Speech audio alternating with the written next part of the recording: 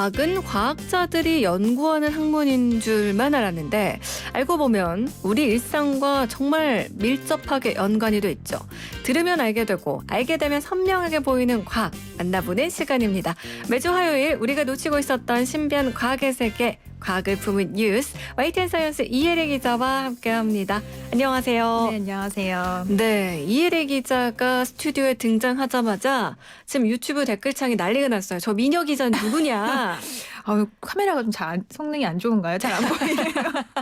너 좋으니까 또 아유, 예. 우리 이혜리 기자의 미모를 더 빛나게 하는 게 아닐까라는 생각이 드는데 감사합니다. 저희가 3월부터 함께해서 꽤 그쵸. 이 시간을 함께했는데 네. 아직도 또 이혜리 기자 미모에 놀라는 분들이 있다고 하니까 이제 좀 익숙해질 만도 아이고, 한데 네. 그렇죠. 그러면서 또 질문 주신 게 이혜리냐 이혜리냐를 물어보셨어요. 그거 헷갈려 하시는 분들이 네. 제법 있는데요.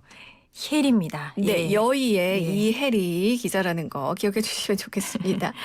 아니 어제가 대한이어서 절기. 그렇죠. 근데 정말 어제 청취자분들도 많이들 얘기해 주셨지만 절기가 무색하게 춥지가 않습니다. 너무 포근하네요. 이렇게 문자 보내주셨었는데 미세먼지만 기승을 부리고 기온은 영상권이었거든요. 근데 어제뿐만이 아니라 이번 겨울 자체가 좀 따뜻한 겨울이다 이런 표현들을 많이 쓰고 있는데 이게 좀 지구 온난화 때문인 건가 네. 싶기도 하고 네. 뭔가 좀 겨울은 좀 겨울답게 추워야 되는 거 아닌가 뭐 이런 걱정도 들더라고요. 네, 맞아요. 저도 이제 지구 온난화가 정말 피부에 와닿는 때가 온 건가 싶을 정도로 올겨울 정말 따뜻했는데요. 저만 해도 두꺼운 패딩 점퍼 거의 잘 안 입게 됐던 것 같아요. 예전에는 맞아요. 참 사만사온이라고 해서 3일은 정말 춥고 4일은 좀 따뜻한 이런 패턴들이 나타났었고 그랬는데 이제는 그런 말도 너무 무색해졌고 오히려 정말 미세먼지 때문에 고생스러운 날들이 겨울에 더 많아진 것 같아요. 네. 이렇게 이제 우리가 일상에서 느끼듯이 지구온난화의 증거들이 좀 곳곳에서 포착이 되고 있는데요. 쉽게 우리가 잘 알고 있는 빙하가 녹는 건 물론이고요. 네. 아주 만년설이 있어야 할 고산지대에 녹지대가 이렇게 퍼진다든지 최근에는 심지어 해수면의 상승 속도가 심상치 않다든지 이런 연구와 분석들이 잇따라 좀 나오고 있습니다. 아니 해수면이 올라오면 사실 그 해수면보다 좀 낮은 지대에 있는 그런 국가들이나 도시들은 요거 아주 민감하게 반응할 것 같거든요. 얼마나 올랐을까요? 네, 그렇죠. 이제 빙하등이 녹으면서 해수면 상승이 생겨나는 거고 해수면의 온도 자체도 지금 굉장히 올라가고 있어요. 바닷물이 더워지고 있는 상황인데 네. 14명의 과학자들로 구성된 국제연구팀의 발표 논문을 보면 1950년부터 지난해 그러니까 2019년까지 전 세계 해양의 해저 한 2,000m 지점의 수온을 관측해 본 결과 네. 해수 온도가 이전에 비해서 무려 최근에 가장 많이 올랐고 4.5배 정도 과거보다 4.5배 상승하는 것으로 나타났습니다. 네. 전 세계 바다의 수온은 1955년부터 1986년까지 꾸준히 상승세를 보이긴 했어요. 네. 그런데 1987년부터 지난해 2019년까지의 상승 속도가 아주 크게 상승을 하게 된 겁니다. 네. 그럼 정말 얼마나 올랐나라고 구체적으로 좀 보면 2019년 전 세계 바다 평균 수온이 1981년에서 2010년 평균 수온보다 한 0.075도 올랐는데요. 네. 수치만 보면 별로 안 올랐네 하실 수도 있겠지만 그렇지 않습니다. 이 정도의 수온을 올리려고 하면 엄청난 에너지가 필요한 건데요. 우리가 욕조 안에 물을 데우는 수준이 아니니까 바다의 네. 온도가 이 정도 올랐다라고 하면 엄청난 에너지가 들어간 거다라고 볼 수 있는데 이를 네. 어떻게 비유를 했냐면요. 연구자들이 이를 두고 지난 25년 동안 전 세계 해양에 약 1초마다 약 4개의 히로시마 원자폭탄을 투하한 수준이다라고 설명을 했습니다. 좀 어떻게 와 닿으시나요? 아니 지금 평균 수는 올라간 게 0.1도가 지금 채 되지 않았었단 말이에요. 네네. 그래서 그래도 많이 오른 겁니다라고 설명을 해주셔서 네. 그렇구나 싶었는데 그게 지금 비유한 게 25년 동안 1초마다 4개의 원자폭탄을 투하한 수준이다. 네. 이거 정말 어마어마한 거 아닌 건가요? 그렇죠. 그러니까 이게 단순히 수치만으로 보면 안 되고 이 음. 수치가 가지는 의미를 좀 살펴보면 네. 얼마나 이 지금 상태가 점점 심각해지고 있는지를 알 수 있을 것 같아요. 이게 지구온난화가 정말 가볍게 여길 만한 문제는 아니다. 뭐 이런 생각도 들고 좀 무서운 생각도 들고요. 원자폭탄이랑 비유를 하니까. 네. 근데 이런 지구온난화가 우리 인류한테 지금 부메랑에 대해서 돌아오고 있는 것 같아요. 지금도 계속해서 피해 이어지고 있는 호주 산불. 요게 또 지구온난화 영향 때문이다. 그리고 이게 산불이 꺼진다고 해도 결국은 또 다른 데서 또다시 자연발화될 수도 있다. 뭐 이런 기사들도 봤거든요. 네, 맞습니다. 지금 원인을 두고 이제 지구 온난화란 얘기가 좀 나오고 있는데 이 호주 남동부에서 일어난 이 산불 지금도 지금 계속되고 있고요. 네. 지난해 9월 시작했는데 벌써 해를 넘겨서 한 5개월째 계속되고 있습니다. 사상자뿐만이 아니라 야생동물의 피해도 어마어마하게 커지고 있고요. 그러니까요. 네. 이 뭐 화재 피해 입은 면적만 보더라도 그 지역이 한 1,100만 헥타르에 달한다라고 해요. 남한의 면적이 1,003만 헥타르에 조금 못 미치는 정도니까 우리나라보다도 더 큰 범위가 불에 탔다. 이렇게 볼 수 있는 겁니다. 정말 어마어마하고 최악의 산불이다 이런 말밖에는 떠오르지가 않은데 왜 또 얼마 전에 아마존 산불이 있었잖아요. 네. 그거에 비해서도 더 큰 규모다라고 하는 걸 봤는데 지금 이 끔찍한 산불의 원인 가운데 하나가 지구온난화다 이런 이야기를 해주셨는데 이게 어쩌다가 화재 규모가 이렇게까지 커졌을까요? 이거 미리 좀 막을 수 있는 방법이 없었을까요? 여러 가지 원인들이 좀 겹친 부분이 있어요. 우선 호주는 전 세계에서 사람이 사는 지역 중에 가장 건조한 지역으로 꼽히는데요. 네. 그런데 이제 여기에 가뭄까지 겹치면서 산불이 걷잡을 수 없이 번진 겁니다. 심지어 이제 호주 남동부의 경우에는 지난해 이제 40도를 오르내리는 불볕더위가 이어졌다고 해요. 네. 여기에다가 시속 한 30에서 40km에 달하는 강풍이 불면서 산불을 더욱 키웠습니다. 그리고 이번 호주 산불에서는 곳곳에서 이 화염 토네이도라는 현상이 관찰됐는데요. 네. 이런 것도 이제 어떤 불씨를 퍼뜨리는 원인 중에 하나로 꼽힙니다. 화염 토네이도 이건 뭔가요? 네, 저도 사실 화염 토네이도 이번에 좀 처음 접한 용어긴 한데 토네이도는 다들 좀 이미지가 그려지실 거예요. 네. 근데 이제 화염 토네이도는 쉽게 말해서 불꽃이 하늘로 치솟는 그런 현상입니다. 뜨거운 공기에다가 먼지, 뭐 이런 주변 물체들까지 한꺼번에 소용돌이 치는 그런 현상인데요.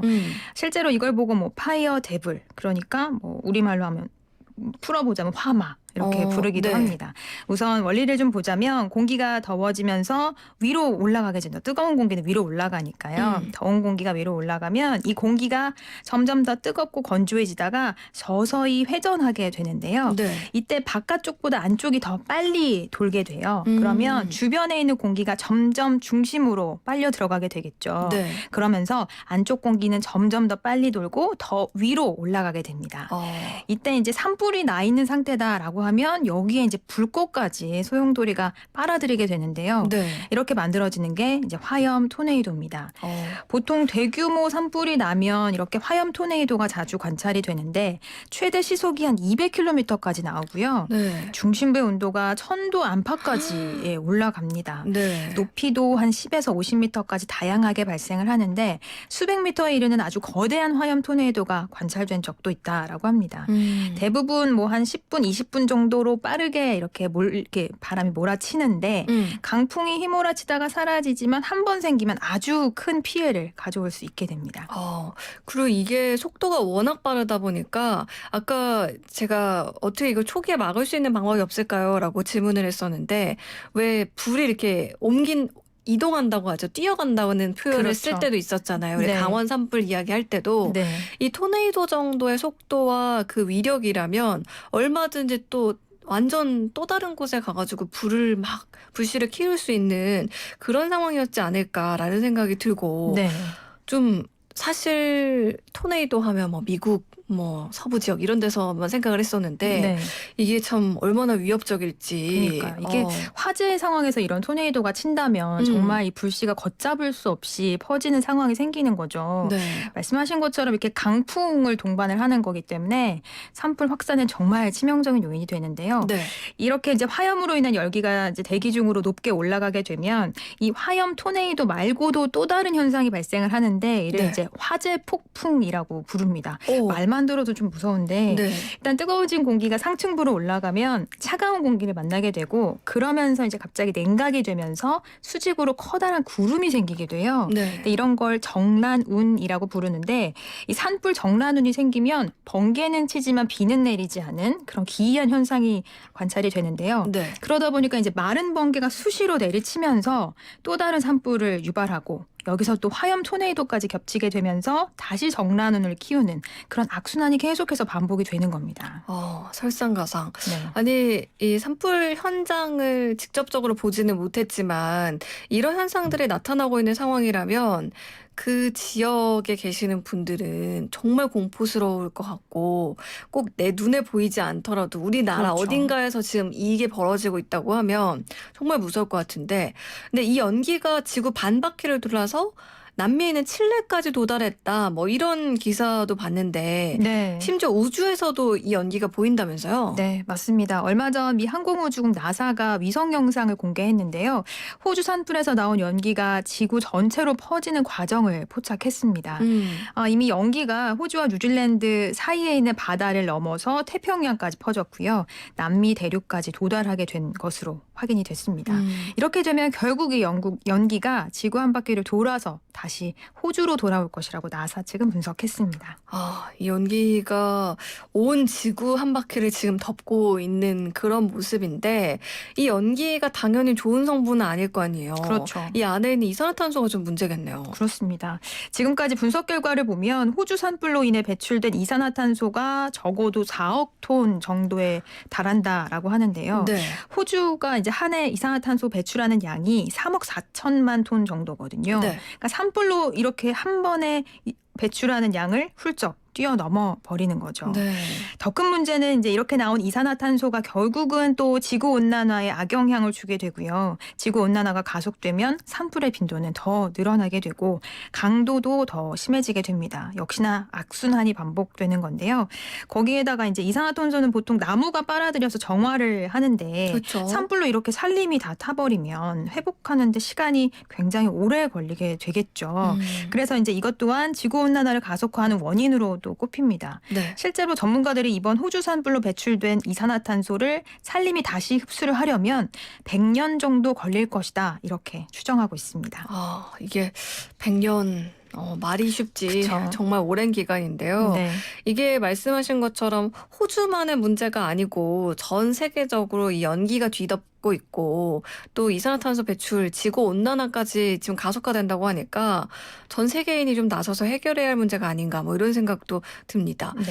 아니 그리고 그나저나 이 호주 산불 기사 많은 분들 보시면서 그 야생동물들 캥거루나 코알라 사진 보시면서 마음 아프신 분들 정말 많으셨을 거예요. 네, 맞아요. 뭐 그 철조망을 잡고 있다가 그대로 타버린 캥거루의 모습이라던가 소방관 다리에 매달려서 물 막 이렇게 먹는 코알라 모습들. 네. 이게 참 너무 짠하더라고요. 그렇죠. 이게 정말 사진으로만 봐도 얼마나 고통스러운지 이 동물들의 그런 안타까운 모습을 볼 수 있었는데요. 불길이 뭐 거의 최대 시속 같은 경우에는 60km에 달할 정도로 빠르게 번지는 바람에 네. 이 야생동물들이 미처 피할 틈이 없었어요. 특히 이제 나무에 붙어서 생활하는 코알라라든지 뭐 날다람쥐 이런 동물들의 피해가 컸는데 호주에는 또 잘 아시겠지만 유난히 이런 토착종들이 좀 많잖아요. 그렇죠. 호주에서 볼 수 있는 동물들, 뭐 캥거루, 코알라, 오리너구리 이런 동물들이 이제 호주 대륙에서만 서식하는 귀한 종들인데 이런 동물들을 포함해서 이번 산불로 희생된 동물이 약 한 10억 마리 정도 지금까지 그렇게 된다고 추정됩니다. 여기에 무척주 동물들, 뭐 예를 들면 개구리라든지 이런 동물들은 포함이 안 됐다라고 하니까요. 네. 이 동물들의 피해를 추산하기가 정말 쉽지 않을 정도일 것 같아요. 또 다행히 이제 살아남았다라고 하더라도 지금 동물들이 살 곳이 없는 상황이잖아요. 네. 대부분 서식지가 파괴됐기 때문에 앞으로가 더 큰 문제라고 합니다. 이 전문가들의 말로는 이번 산불로 멸종 위기에 있는 100여 종의 생물이 서식지를 다 잃어버렸다. 이렇게 이야기하고 있습니다. 아니 지금 말씀하신 게 동물이 이 정도 그리고 추산할 수 있는 그런 동물들이 이 정도인 거고 사실 뭐 말씀하신 것처럼 생물로 더 범위를 넓혀서 식물까지 한다면 그렇죠. 그 피해가 어마어마하겠네요. 네.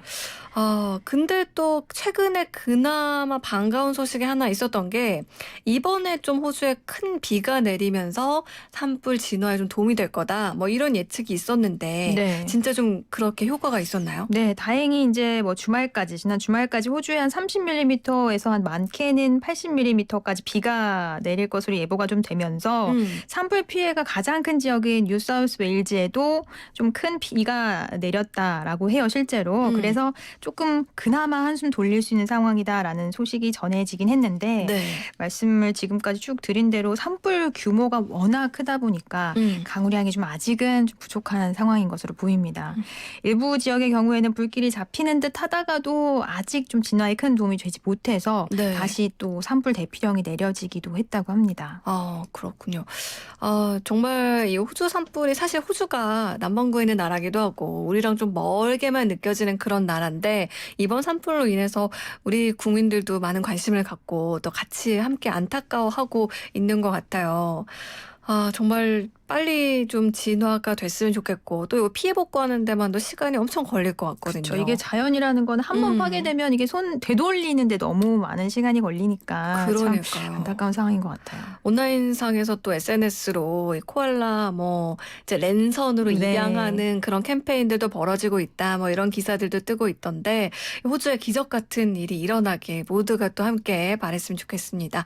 지구 온난화 정말 예전에 우리 과학 시간에 그 주관식 답변으로 썼던 그런 그렇죠. 단어거든요. 네. 근데 이제는 정말 실감할 수 있는 그런 단어가 됐어요. 진짜 실천을 미루면 안 될 것 같아요. 네. 작은 실천이라도 당장 함께 해야겠다 이런 생각이 듭니다. 지금까지 우리가 놓치고 있었던 신비한 과학의 세계, 과학을 품은 뉴스 YTN 사이언스 이혜리 기자와 함께했습니다. 오늘 말씀 고맙습니다. 감사합니다.